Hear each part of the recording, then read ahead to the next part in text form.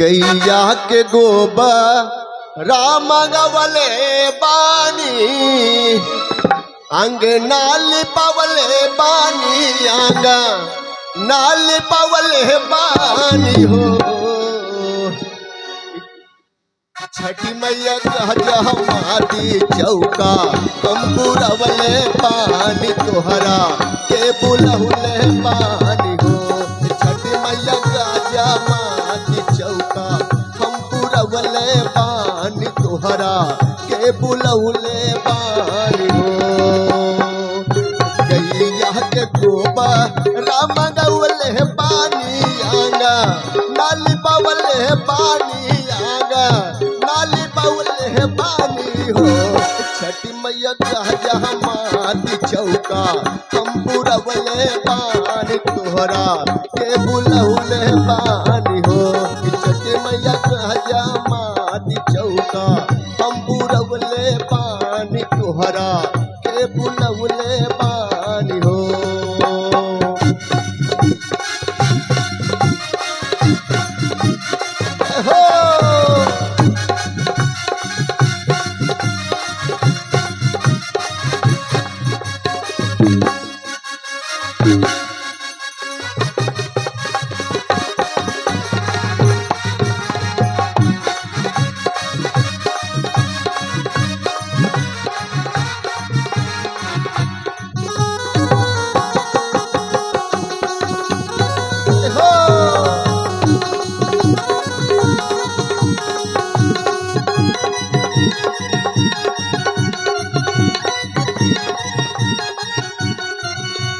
हीरा के पूत के बुलवले पानी दूधा वा मंगवले पानी दूधा वा मंगवले पानी हो।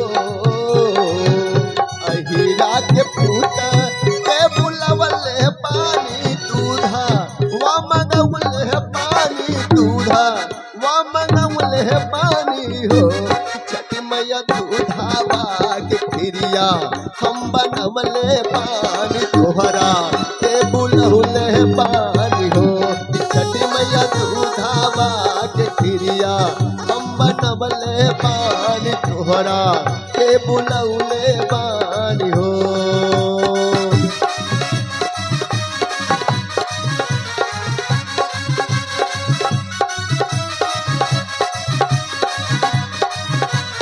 जय हो।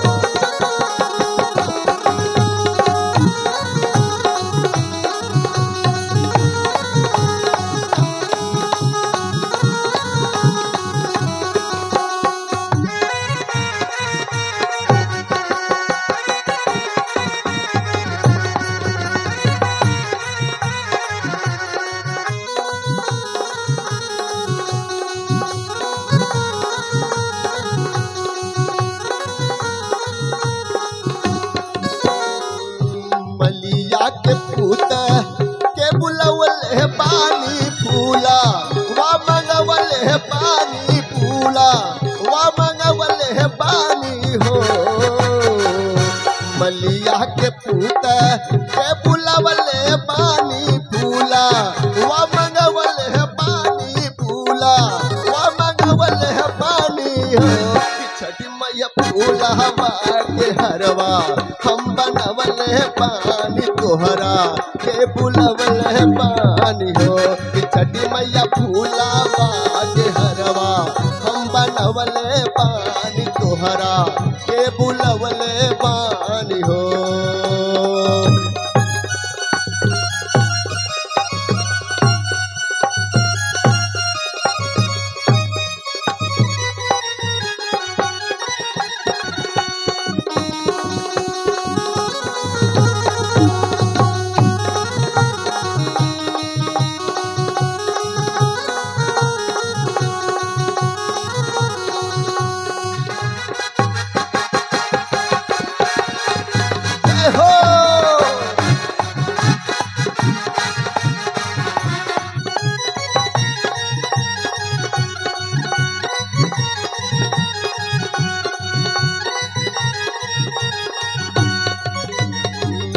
बभना के पूत के बुलावल है पानी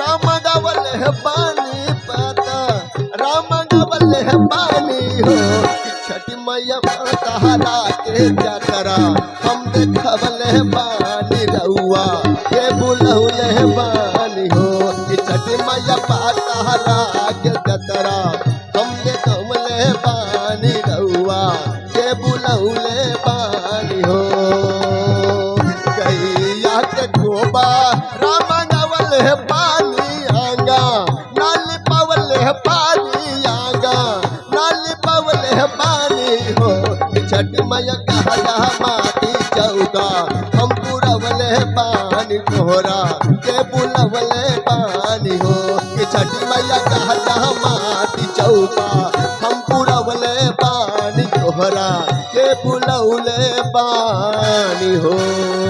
बोलो छठी मैया की।